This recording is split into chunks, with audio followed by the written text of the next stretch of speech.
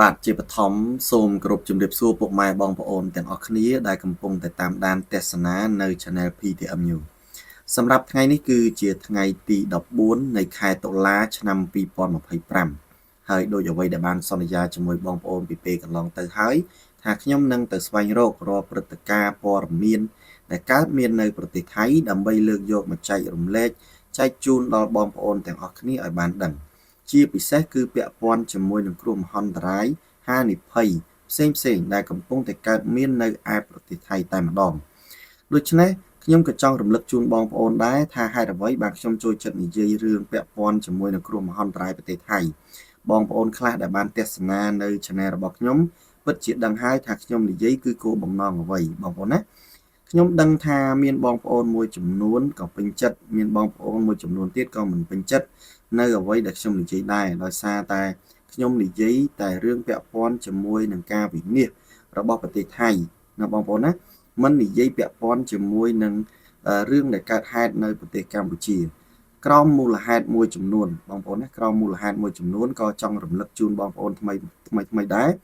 ថាក្រោមមូលហេតុមួយចំនួនដូចជាទី1ថៃគឺបំពេញនៃបទឈប់បាញ់មិនគោរពនៅអនុសញ្ញាមួយចំនួនទន្ទ្រានបំពេញនិងធ្វើក្រមអសិលធម៌មួយចំនួនមកលើកម្ពុជាហើយកម្ពុជាយើងគឺអត់ធ្មត់បងប្អូនណាគោរពនៃបទឈប់បាញ់គោរពនៅអនុសញ្ញាជាមនុស្សដែលស្លូតត្រង់បងប្អូនជាប្រជាជនដែលស្លូតត្រង់មិនបំពេញអ្នកដទៃដូច្នេះហើយថៃគឺធ្វើសពបែបយ៉ាងមកដាក់កម្ពុជាហើយយើងមិនទៅធ្វើអ្វីគេបានទេបងប្អូនណាប៉ុន្តែក្នុងគោលបំណងក្នុងចិត្តរបស់យើងគ្រប់គ្នាពិតជាចង់ឃើញថៃវិនិច្ឆ័យហើយបងប្អូនគឺប្រទេសថៃគឺជាប្រទេសមួយដែលមានឈាមជ័រមួយដែលមិនល្អមែនតើបងប្អូនណាគឺជាមនុស្សដែលមានគំនិតមិនល្អគិតបំផ្លាញអ្នកដទៃនេះជារឿងហេតុផលមួយ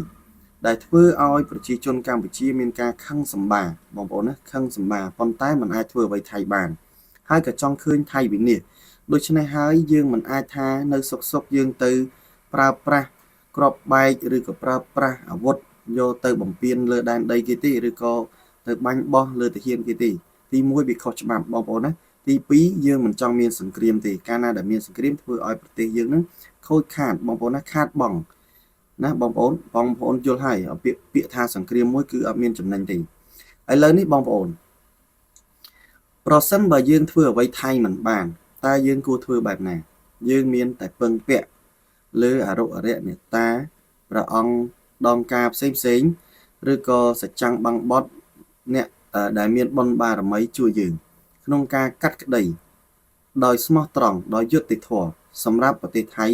ដែលបំពេញទៅលើប្រទេសកម្ពុជាដោយមិនគោរពណាបងប្អូននៃព្រះពុទ្ធសាសនាឬក៏បុណ្យបាបអីផ្សេងទេប្រទេសថៃក៏ជាប្រទេសមួយដែលជឿលើជំនឿច្រើនដែរប៉ុន្តែនៅពេលដែលមានរឿងបែបនេះបែរជាបំពេញទៅលើក្រមសីលធម៌ក៏រួមទាំងបុណ្យបាបនឹងលែងគិតហើយជំនឿអីផ្សេងគឺលែងគិតហើយបងប្អូនណាគឺលែងគិតតែម្ដងដូច្នេះបានជាខ្ញុំតែងតែលើកយករឿងមួយចំនួនដែលពាក់ព័ន្ធជាមួយនឹងបុណ្យបាបឬក៏ទណ្ឌកម្មដើម្បីឲ្យបងប្អូនមកធ្វើការផ្ទៀងផ្ទាត់ប្រទេសថៃប្រហែលថ្ងៃនេះគឺចាប់ផ្ដើមទន្ទ្រានណាបងប្អូននឹងធ្វើរឿងជាច្រើនមកដាក់កម្ពុជាដូច្នេះហេតុនិងផលគឺបានទៅភ្លាមតែម្ដងព្រះអាគីមិនបង្អង់យូរទេក៏ចាប់ផ្ដើមធ្វើការកាត់ក្តីសម្រាប់កម្មផលឲ្យទៅប្រទេសថៃភ្លាមខ្ញុំឃើញថារយៈពេលមួយសប្តាហ៍នេះប្រទេសថៃជួបនឹងគ្រោះមហន្តរាយអគ្គិភ័យនឹងសឹងតែរាល់ថ្ងៃបងប្អូនណាបើមិនជឿខ្ញុំទេបងប្អូនទស្សនាវីដេអូខ្ញុំឬក៏ចូលទៅឆែកវីដេអូខ្ញុំដែលខ្ញុំផុសរៀងរាល់ថ្ងៃគឺពាក់ព័ន្ធភាគច្រើនគឺខ្យល់ព្យុះអគ្គិភ័យខ្យល់ព្យុះអគ្គិភ័យណាបងប្អូនគឺកើតច្រើនមែនទែនមកទល់នឹងពេលនេះបងប្អូនណាក៏សូមរំលឹកជូនបងប្អូនថាកាលពីម្សិលមិញខ្ញុំបានចេញវីដេអូមួយពាក់ព័ន្ធជាមួយនឹងគ្រោះអគ្គិភ័យដែលកើតមាននៅវេលាថ្ងៃរសៀលបងប្អូនណាថ្ងៃរសៀលថ្ងៃទី13ខែតុលាឆ្នាំ2025វេលាម៉ោង1:30នាទីរសៀលគឺមានអគ្គិភ័យរហូតដល់2ករណីហើយករណីទាំងពីរនោះឆាបឆេះរោងចក្រនឹងឃ្លាំងនៅឯខេត្តឈុនបុរីនិងបទុមធានីដូច្នេះហើយខ្ញុំនឹងទៅលម្អិតជូនបងប្អូនបន្តិចមុននឹងយើងឈានចូលទៅដល់ព័ត៌មានក្តៅក្នុងព្រឹកនេះតែម្ដងកាលពីម្សិលមិញថ្ងៃទី13ខែតុលាឆ្នាំ2025វេលាម៉ោង1:30នាទីរសៀល មានអគ្គិភ័យមួយដ៏ធំបានឆាបឆេះរោងចក្រមួយកន្លែងស្ថិតនៅឯស្រុកបាងប្រាខេត្តឈុនបុរីប្រទេសថៃណាបងប្អូនហើយមកទល់នឹងម៉ោង3នាទីរសៀលអគ្គិភ័យមួយទៀតក៏បានកើតឡើងនៅឯឃ្លាំងស្តុកឧបករណ៍អគ្គិសនីនៅស្រុកថាខ្លោងខេត្តបឋមធានីប្រទេសថៃដូចគ្នាហើយករណីទាំងពីរនេះមកទល់នឹងពេលនេះយើងមិនទាន់ទទួលបានព័ត៌មានលម្អិតណាមួយដែលខ្ញុំកំពុងតែតាមដានបងប្អូនណាអំពីព័ត៌មាននោះដើម្បីយកមកចែករំលែកជូនបងប្អូនទាំងអស់គ្នាប៉ុន្តែមិនទាន់មានរបាយការណ៍អំពីគ្រោះថ្នាក់ឬក៏ការខូចខាតនៅឡើយទេដូច្នេះព័ត៌មានថៃពេលខ្លះក៏គេបិទដែរគេអត់ចង់បង្ហាញឲ្យយើងឃើញទេថាការខូចខាតអីប្រមាណហ្នឹងធ្វើឲ្យយើងយកមកវិភាគបងប្អូនណាដូច្នេះគេចេញតែព័ត៌មានបន្តតិចតិចឲ្យយើងដឹងទេប៉ុន្តែអ្វីក៏ដោយយើងសន្និដ្ឋានយើងមើលទៅលើរូបភាពខ្លួនឯងយើងដឹងថាខូចខាតប៉ុណ្ណាហើយបងប្អូនឥឡូវនេះបងប្អូនក្នុងថ្ងៃនេះតែម្ដងនេះបងប្អូនខ្ញុំងើបមកភ្លាមទទួលបានព័ត៌មានបន្តពាក់ព័ន្ធជាមួយនឹងអគ្គិភ័យឆេះផ្ទះនិងអគារស្នាក់នៅឯប្រទេសថៃសម្រាប់ថ្ងៃទី14ខែតុលាឆ្នាំ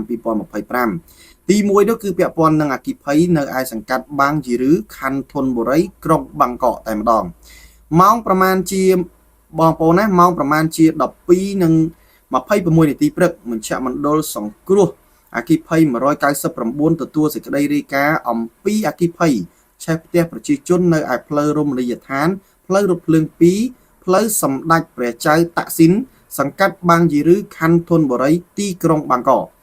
ក្រុមពលរដ្ឋអគ្គិភ័យធនបុរីបានទៅដល់កន្លែងកើតហេតុភ្លាមក្រុមពលរដ្ឋអគ្គិភ័យ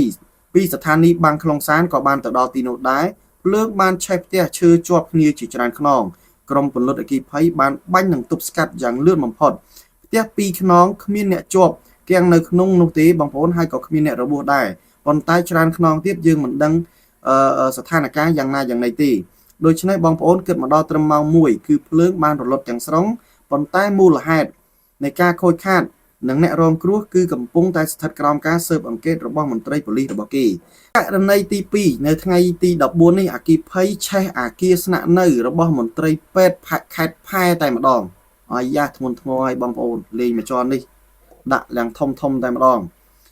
នៅម៉ោង3:10នាទីព្រឹកអគ្គិភ័យឆេះអគារស្នាក់នៅរបស់មន្ត្រីមន្ទីរពេទ្យខេត្តផែបង្កឲ្យមានការភ័យស្លន់ស្លោដល់អ្នកស្នាក់នៅយ៉ាងច្រើនកកក្រុមពលរដ្ឋអគ្គិភ័យកំពុងតែធ្វើការបាញ់ទឹកទប់ស្កាត់ភ្លើងមិនឲ្យរីករាលដាលទៅដល់អគារជិតខាងទេហើយមូលហេតុនៃការខូចខាតបងប្អូនជាមួយនឹងអ្នករងគ្រោះហ្នឹងគឺកំពុងតែធ្វើការស៊ើបអង្កេតហើយអាជ្ញាធរស្នើឲ្យប្រជាជនធ្វើការជៀសវាងតំបន់នេះសិនដើម្បីធានាសុវត្ថិភាពនិងសម្រួលដល់ការស៊ើបអង្កេតរបស់មន្ត្រីដែលពាក់ព័ន្ធដូច្នេះសរុបមកបងប្អូនអគ្គិភ័យគ្រាន់តែ2ថ្ងៃទទួលរងចំនួន4ករណីគិតត្រឹមម៉ោង1មកដល់ពេលព្រឹកនេះម៉ោង3ទេបងប្អូនណាចំនួន4ករណីនៃអគ្គិភ័យហើយឆេះហ្នឹងគឺសិតតែជាកន្លែងដែលធំទៀតណាបងប្អូនឆេះកន្លែងសិតតែជាកន្លែងដែលធំកន្លែងដែលស្កប់ស្កល់តែម្ដងបងប្អូនណាឥឡូវនេះបងប្អូនអត្ថបទខាងលើក៏ឈានដល់ទីបញ្ចប់ដែរបងប្អូនកុំភ្លេចចុច like ចុច subscribe ដើម្បីទទួលបានព័ត៌មានអាប់ដេតពីខ្ញុំពាក់ព័ន្ធជាមួយនឹងករណីទាំង4នេះប្រសិនបើមានគេអាប់ដេតណាបងប្អូនពាក់ព័ន្ធជាមួយនឹងរបាយការណ៍អ្នករងរបួសឬក៏ការខូចខាតរបស់ប្រទេសថៃខ្ញុំនឹងយកមកចែកជូនដល់បងប្អូនទាំងអស់គ្នាព្រោះនេះជារឿងមួយដែលកំពុងតែធ្វើឲ្យប្រទេសថៃទទួលរងនៅ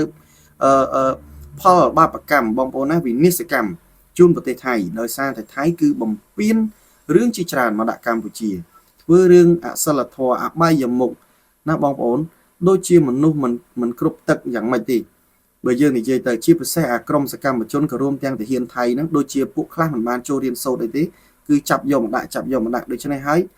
វល់ពេញហ្នឹងណាបងប្អូនគ្មានសិលធម៌គ្មានក្រមសិលធម៌គោរពអ្នកដទៃទេទឹកចិត្តហ្នឹងខ្លួនជាមន្ត្រីប៉ុន្តែចិត្តជាចោរណាបងប្អូនដូច្នេះហើយបងប្អូនសម្រាប់ពេលព្រឹកនេះខ្ញុំចេញវីដេអូបន្តចែកជូនដល់បងប្អូនទាំងអស់គ្នាសម្រាប់ក្នុងថ្ងៃនេះគឺមានករណី2បងប្អូនណាយើងចាំតាមដានទាំងអស់គ្នាថាតើចាប់ពីម៉ោងនេះរហូតដល់ពេលល្ងាចឬក៏យប់នឹងអាចមានករណីអគ្គិភ័យបន្តទៀតឬក៏យ៉ាងណាដូច្នេះហើយបងប្អូនសម្រាប់ពេលព្រឹកនេះខ្ញុំមានតែប៉ុណ្ណឹងក៏សូមអរគុណដល់បងប្អូនទាំងអស់គ្នាចំណាយពេលវេលា ដែលមានតម្លៃតាមដានទស្សនាតាំងពីដើមរហូតមកដល់ចប់បើបងប្អូនពេញចិត្តកុំភ្លេចជួយចុច like ជួយចុច subscribe ដើម្បីទទួលបានវីដេអូបន្តពីខ្ញុំសម្រាប់ពេលនេះខ្ញុំបាទក៏សូមអរគុណនិងសូមជម្រាបលា